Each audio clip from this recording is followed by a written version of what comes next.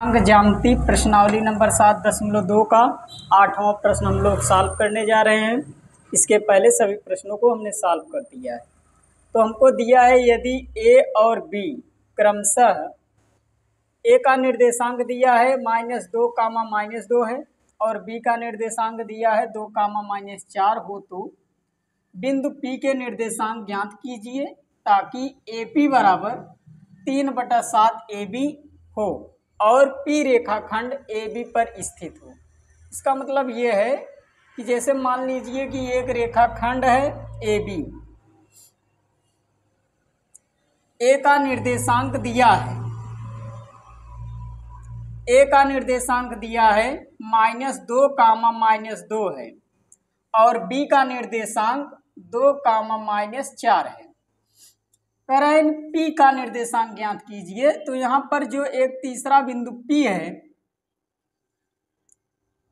P, इसका निर्देशांक हमको ज्ञात, निर्देशांक जो है x, y है, x, y है। आगे हमसे दे रहे हैं कि AP जो है बराबर है 3/7 AB की। AP जो है AP वह बराबर है 3/7 AB का। तो यहां से हम AP बटा AB बराबर हो जाएगा 3/7 की। इसे हम बदल लेते हैं, इसे लिख सकते हैं AB बटा AP बराबर 7/3। तो यहां से हम दोनों पक्षों में -1 घटाने पर, दोनों पक्षों में 1 घटाने पर, 1 हम घटा देंगे तो AB बटा AP -1 बराबर 7/3 -1। तो AB AP बटा AP बराबर 7 -3 दोनों पक्षों में 1 घटाने पर 1 इसमें भी घटा देंगे, 1 इसमें भी। तो AB AP बटा AP बराबर, तो 7 -3 1 कम 3 3 नीचे भी आ जाएगा।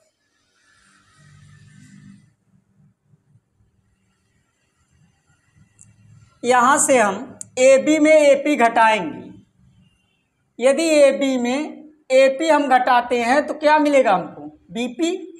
तो ये BP बराबर हो जाएगा, BP बटा AP बराबर हो जाएगा 7 में 3 घटाएंगे तो 4, 4/3।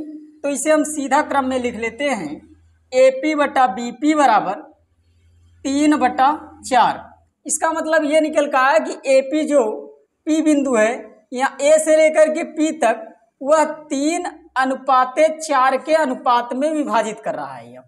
यह बिंदु P जो है रेखा AB को, तो हम लिख सकते हैं रेखा AB को बिंदु P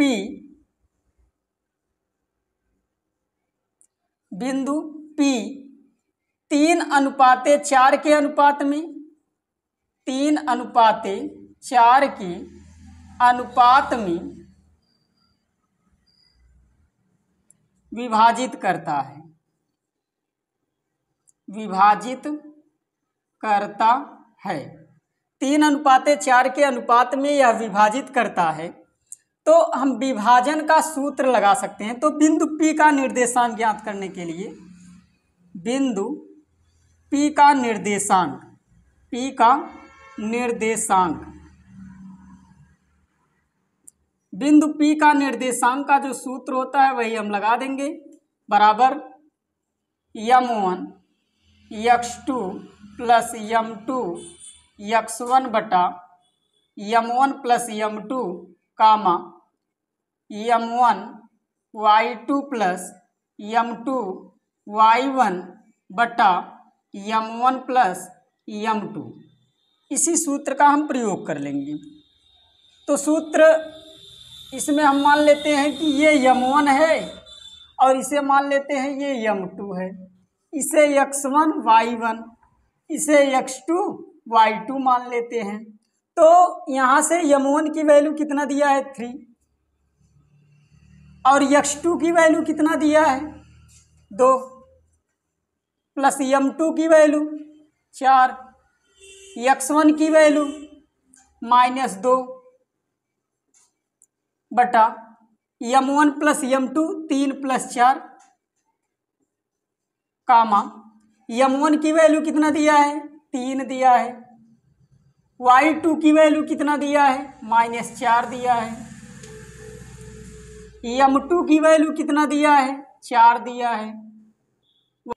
यहाँ m1 की जो वैल्यू है 3 है, 3 रखेंगे, y2 की वैल्यू जो है -4 है -4, m2 की वैल्यू 4 दिया है और y1 की वैल्यू -2 है बटा m1 प्लस m2 माने 3 प्लस 4। इसे सॉल्व करेंगे, 3 दूना 6 प्लस माइनस माइनस 4 दूना 8 4 3 7 कामा 4 तिहाई 12 प्लस माइनस माइनस और प्लस माइनस माइनस 4 दूना 8 बटा 4 3 7। तो 8 में 6 घटाएंगे तो आ जाएगा -2 बटा 7 कामा 12 और 8 -20 बटा 7। तो जो बिंदु P का निर्देशांक होगा वह -2 बटा 7 कामा -20 बटा 7 होगा। यही इसका उत्तर हो जाएगा।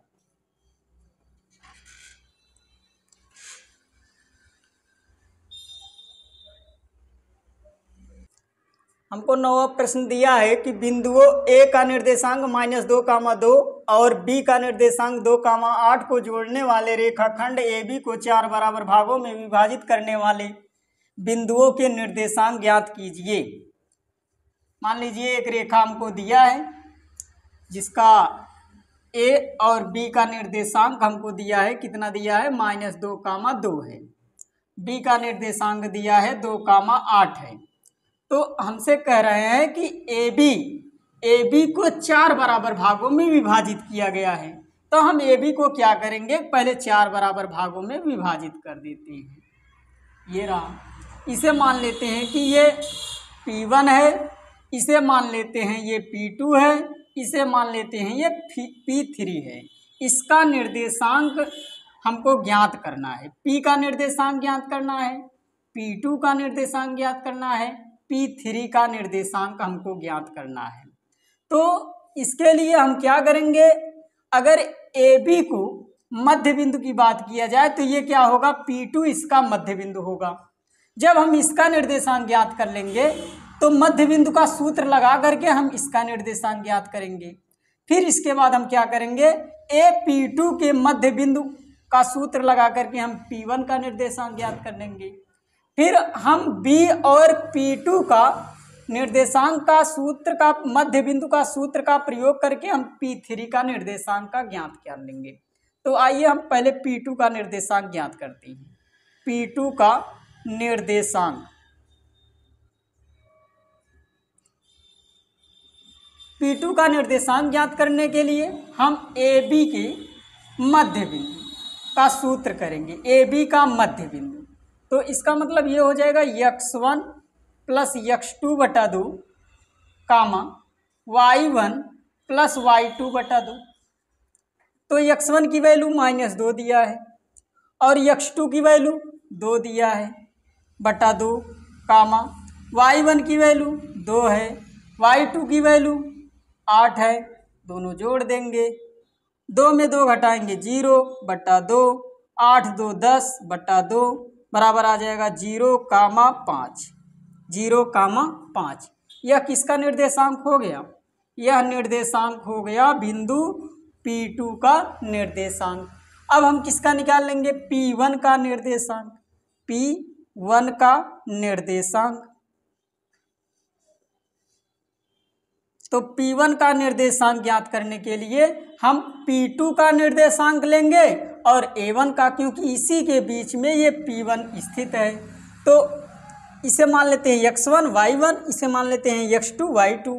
तो x1 का निर्देशांक फिर वही सूत्र लगाएंगे, x1 -2 दिया है और x2 का मान 0 है बटा 2,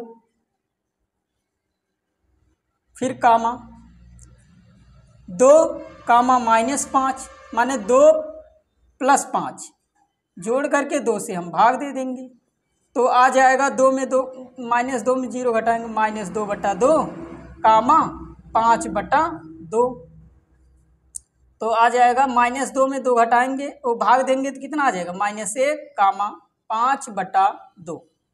तो इसका जो P1 का निर्देशांक आ गया -1 कामा 5/2। अब हम जो है P3 का निर्देशांक ज्ञात करते हैं। P3 का निर्देशांक, तो P3 का निर्देशांक हम कैसे ज्ञात करेंगे?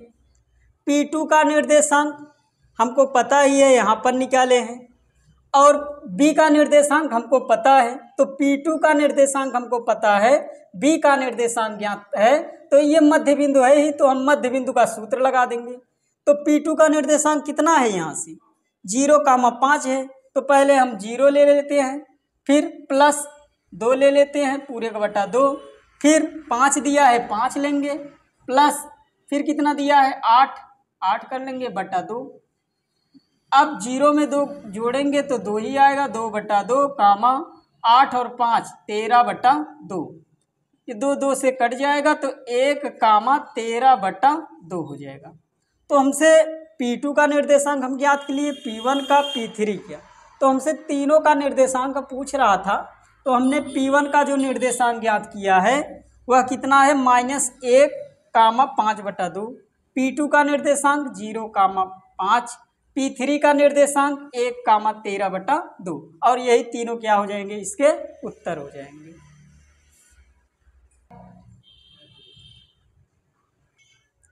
प्रश्न नंबर 10वां देखने जा रहे हैं। दिया है एक समचतुर्भुज का क्षेत्रफल ज्ञात कीजिए जिनके शीर्ष इसी क्रम में है 3,0, 4,5, -1,4 और -2, -1 है। तो सबसे पहले हम एक समचतुर्भुज बनाएंगे। तो समचतुर्भुज किसे कहते हैं? जिस चतुर्भुज की सभी भुजाएं आपस में बराबर होते हैं और प्रत्येक कोण 90 अंश का नहीं होता है और विकर्ण एक दूसरे को 90 अंश पर काटता है, समद्विभाजित करता है, उसी को कहते हैं कि ये समचतुर्भुज है। तो समचतुर्भुज के शीर्ष का निर्देशांक दिया है A, B, C, D। A का निर्देशांक हमको दिया है 3,0 है, 3,0, और इसी क्रम में लेंगे, एक ही क्रम में A, B, C, D। तो B का निर्देशांक दिया है 4,5 है, C का निर्देशांक दिया है -1,4 है, और जो D का निर्देशांक दिया है -2,-1 है। तो हमको इसी का क्षेत्रफल ज्ञात करना है। तो इसका क्षेत्रफल ज्ञात करने के लिए हम विकर्ण निकाल लेते हैं। तो विकर्ण इसमें 2 हैं, एक AC है और दूसरा PD है। तो AC के बीच की दूरी निकाल लेंगे। AC के बीच की दूरी का सूत्र होता है x1 ऋण x2 का होल स्क्वायर प्लस y1 ऋण y2 का होल स्क्वायर। इसे मान लेते हैं कि ये x1 है और ये y1, इसे x2 y2 मान लेते हैं कि x1 है, y1, x2 और y2 मान रख देंगे इसका। तो x1 की वैल्यू 3 दिया है, x2 की वैल्यू माइनस दिया है, तो माइनस ये प्लस हो जाएगा 1, फिर प्लस y1 की वैल्यू 0 दिया है, y2 की वैल्यू 4 दिया है, इसका वर्ग कर देंगे। तो 3 और 1 4, 4 का वर्ग प्लस -4 का वर्ग। तो 4 का वर्ग करेंगे तो 4 × 4 16 हो जाएगा, -4 का वर्ग करेंगे तो 16, 16 और 16 जुड़ जाएगा तो आ जाएगा करड़ी में 32, और करड़ी में 32 का वर्गमूल कितना हो जाएगा? 4 करड़ी में 2, 4 करड़ी में 2, 4 चौक 16 दूना 32। अब हम जो है BD के बीच की दूरी निकाल लेंगे, BD। तो BD बराबर सूत्र वही लगाएंगे, x1 ऋण x2, इसे मान लेते हैं कि ये x1 है, इसे मान लेते हैं y1, इसे x2 मान लेते हैं, इसे y2 मान लेते हैं। तो x1 के मान कितना दिया है? 4, x2 की वैल्यू माइनस दिया है, तो माइनस सूत्र में होता है, तो माइनस माइनस क्या हो जाएगा? प्लस हो जाएगा, 2 वर्ग प्लस y1 का मान कितना है? 5 है, y2 -1 है तो माइनस माइनस प्लस हो जाएगा, 1 इसका वर्ग कर देंगे तो यहाँ से हम इसे हल कर लेंगे। 4 और 2 6 का वर्ग प्लस 5 1 6 का वर्ग, 6 का वर्ग करेंगे तो 36, 6 का वर्ग करेंगे तो यहाँ से भी 36 और 36 36 यहाँ से हम क्या करेंगे कॉमन ले लेंगे तो आ जाएगा 1 + 1 और 36 को हम लिख सकते हैं 6 × 6 × 1 1 2, इसका वर्गमूल निकालेंगे तो 6 करड़ी में 2 आ जाएगा। हमने BD के बीच की दूरी निकाल लिया, AC के बीच की दूरी निकाल लिया। हमसे कह रहे हैं कि चतुर्भुज समचतुर्भुज का क्षेत्रफल निकाल लीजिए। तो ABCD का क्षेत्रफल ABCD का क्षेत्रफल बराबर होता है सूत्र 1/2 विकर्णों का गुणनफल, विकर्णों का गुणनफल 1/2 विकर्णों का गुणनफल 1/2 गुणे विकर्ण हमने AC निकाला कितना है 4 करड़ी में 2 दिया है। फिर हमसे विकर्ण BD कितना है 6 करड़ी में 2 दिया है तो इसका हम गुणा करेंगे या 2 1 कम 2 दूना 4 तो हो जाएगा 2 करड़ी में 2 इंटू 6 करड़ी में 2 तो 6 दूना 12 गुणे करड़ी में 2 2 हो जाएगा तो 12 दूना 24। इसका जो क्षेत्रफल आएगा 24 वर्ग इकाई आ जाएगा। कितना आएगा 24 वर्ग इकाई, यही इसका उत्तर हो जाएगा।